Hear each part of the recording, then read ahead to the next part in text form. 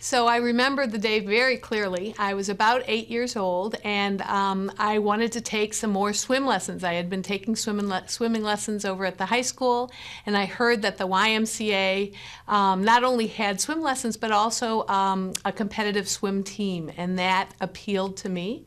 So I remember walking into the Y with my mom and signing up for a membership as an 8-year-old. I think that was the youngest you could be to get a YMCA membership.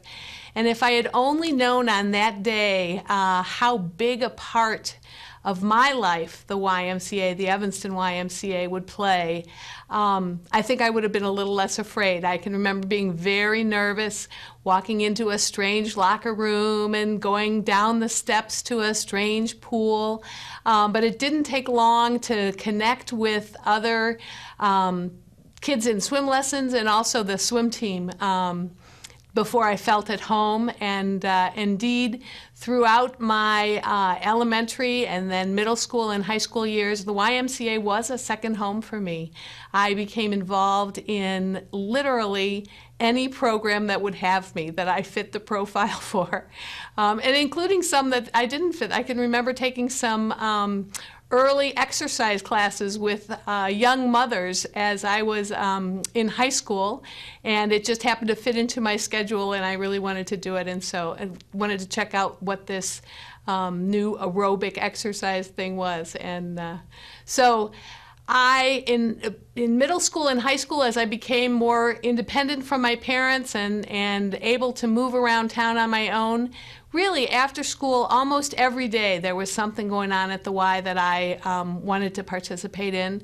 And later in my high school years, wanted to be a part of the leadership of. I got to be a Y Club leader as a high school person, and that has given me a depth of friendships with kids who I mentored through the Y that has rejuvenated my friendships in later years.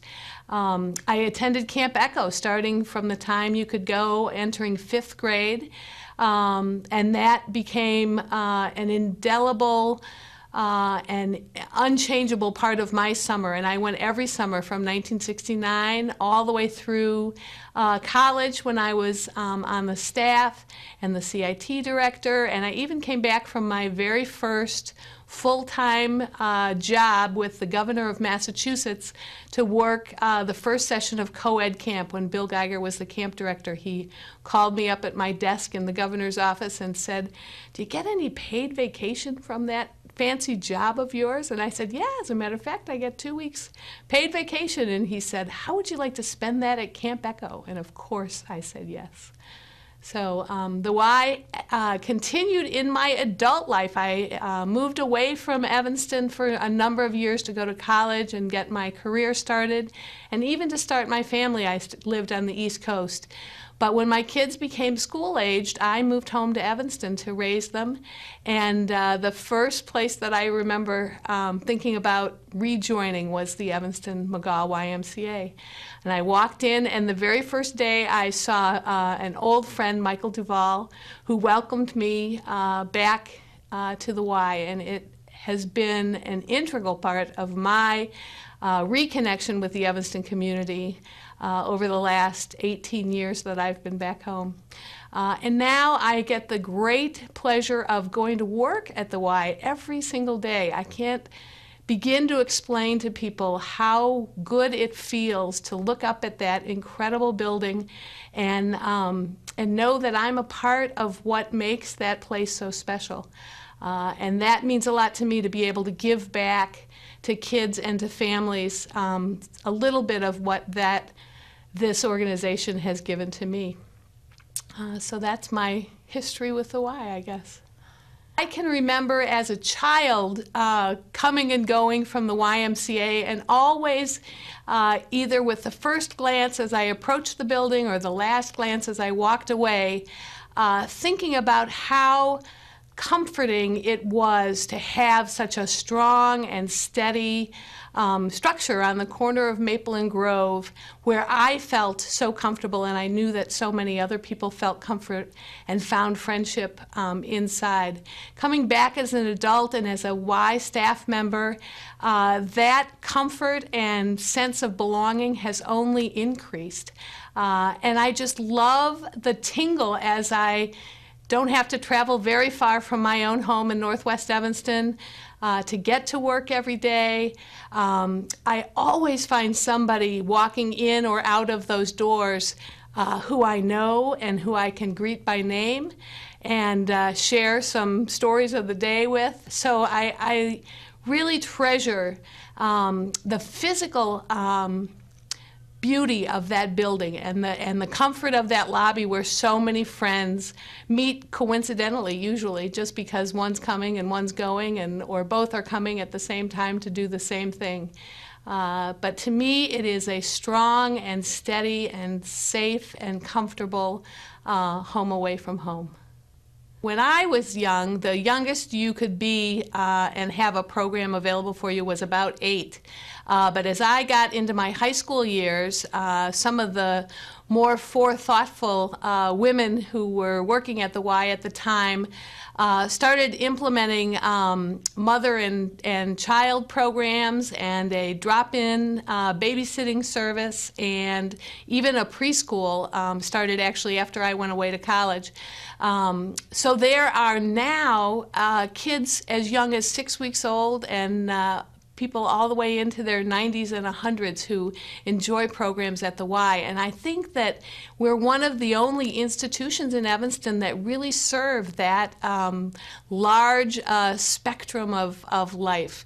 And every single day you'll hear the laughter of toddlers as they parade through the building with their preschool classes, or the chatter among older active members as they catch up on their social lives as they've just finished their Zumba class or whatever it is that they're doing. And I take great delight in watching the community come together in that special place. The earliest that we open in the morning is about 5:30 for people who want to come and use the swimming pool. 6 o'clock, I believe, is when the gyms open, and we're really actually very, very busy by 6 o'clock when commuters are taking time to themselves before they start their busy days and starting their days with us at the Y. Luckily, we get some quieter times during the middle of the day. We still have lots of people in the building, but it's certainly not as jam-packed and energy-filled as once school gets out, or certainly when people end their working days and are stopping at the Y for their workout at the end of a workday before they head back home.